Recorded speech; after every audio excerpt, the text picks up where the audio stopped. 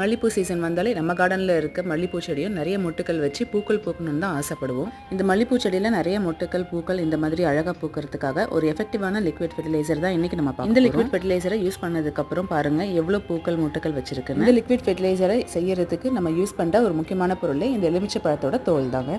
Use பண்ண லெமனோட தோலை தூக்கி போடாமல் ஒரு பாக்ஸில் இந்த மாதிரி ஸ்டோர் பண்ணி வச்சுக்கோங்க. இதில் நான் ஆரஞ்சு பழத்தோட தோலும் சேர்த்துருக்கேன். இது எல்லாத்தையும் ஒரு பாக்ஸில் சேர்த்துட்டு அது முழுகிற அளவுக்கு தண்ணியும் சேர்த்துக்கோங்க.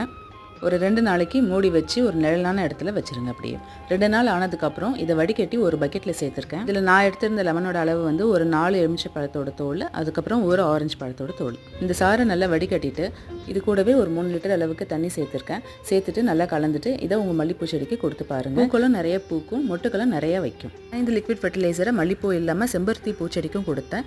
அதோட ரிசல்ட்டும் ரொம்ப நல்லாயிருக்கு. இந்த டிப்ஸ் உங்களுக்கு ரொம்ப யூஸ்ஃபுல்லாக இருந்ததுன்னா வீடியோவை லைக் பண்ணுங்கள், ஷேர் பண்ணுங்கள், சப்ஸ்கிரைப் பண்ணுங்கள்.